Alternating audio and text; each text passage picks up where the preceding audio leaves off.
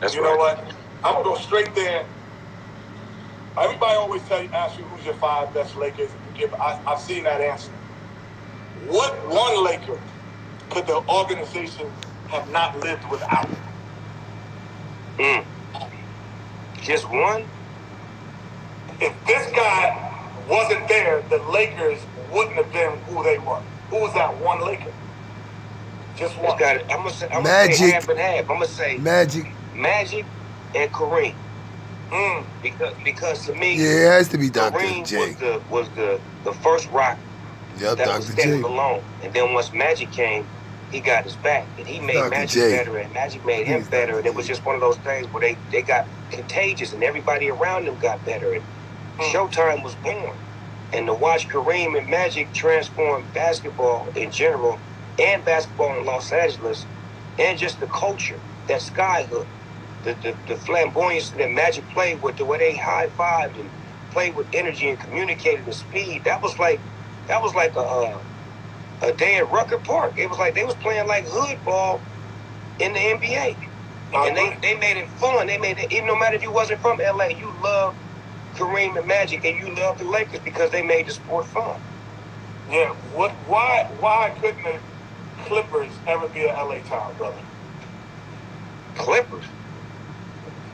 I mean, if some people from, let's say, one city, let's say New York, and they got the Knicks in Brooklyn, some people can say, oh, I like both. Why could the Clippers never be in the heart of Snoop? I like the players, you know what I'm saying? But I could never like the team. I'm a Laker. Like, there's just certain things that you bred, you know what I'm saying? It's like it's part of my genetics. I'm a Laker. I bleed purple and gold. I mean, no disrespect to the Clippers. They always have great players, great coaches, great teams, but they just fall short, and I can't get with that. We got to get over the hump. How many championships the Clippers got? They don't have any. 0, right? They don't have any. No, they don't. Hello. They don't have any. Let go of my ego. You know what? Hey, I do have a music question that I want to get to you because I don't want to get cut off, man, in the middle of my thing, man. Like, you've been in the studio. You know, you and Dr. Dre are married to the hip. Like, kind of like when people say Charles Barkley, they say Kenny Smith now because we're married to the hip because we've been together and we kind of built this up with Ernie and Shaq. We've all built this together. We're always to the hip. What was the one song that when you were in the studio, you go, oh, this is the one. This is it. Like, there's no doubt. Y'all had so many hits, but you like, nah, this is the one. Well, remember, I came out on a song called Deep Cover. That was the first time people ever heard me, which was connected to the soundtrack.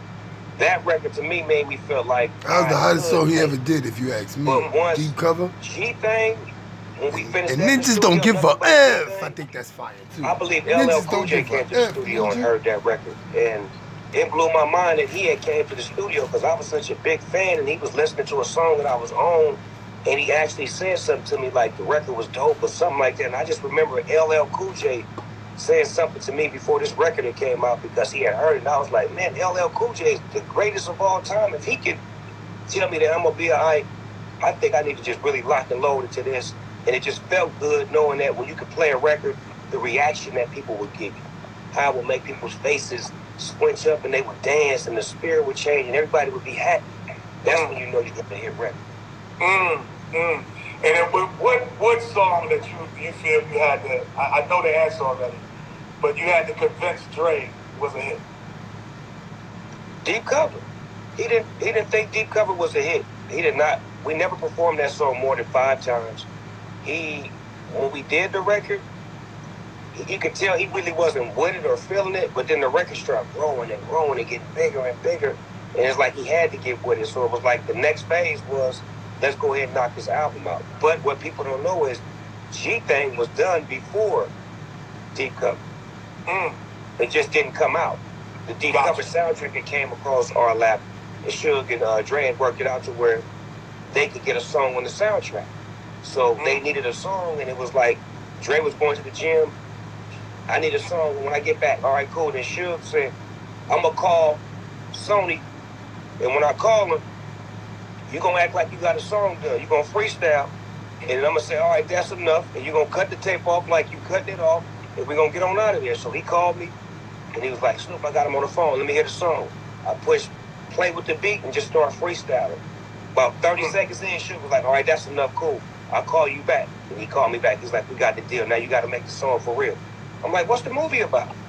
It's about an undercover police officer. I said, damn, I went to jail for selling dope to an undercover police officer. How about I just take my story and put some life on it and whoop-whopping and put Dre in the middle of it? And there you have it. Wow. Fire. Wow. Well, that story is fire. I hadn't seen one scene. You hadn't seen the movie?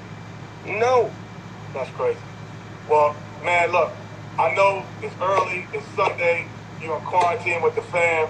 I'm not trying to take all your time up, brother, man. Anything you need from me on this? Oh, let me hold up pictures because I got 30 seconds. I'm gonna show you this. This is the shot that you did. Emulate Kobe. You are amazing. Wait, let me hold up that idea and concept is overwhelming. I can't wait to see it. You are amazing. The big. No, I got you. This is what I'm making, buddy. The big picture of Kayla. This is what I make about 10 seconds. But I made a big copy of that. This is the picture I did with Kobe that I emulated. I got your big copy coming, brother. There it is, man. Much love, man. Much respect all the time. Man, I got you. I love you, Kenny. I love you, man. You are one of my brothers, man. You're one of my brothers from another mother. I'm glad we are brothers. I'm glad we're connected. Anytime you need me, I'm available. And vice versa, brother. And I'm sending that to Jasmine. She's going to have it. It's the big copy. The big copy of this so you can put in your house. I know how much you love Kobe and how much you respected him. Man, you know that was my man, man. The photo shoot I shot, ladies and gentlemen. I shot the pictures. Yes. Of him. Kenny Smith on the photography. It is. Yes. My man, love you, Snoop. Thank you, Jess. Send my love to the family, man. I will. All the time. All right.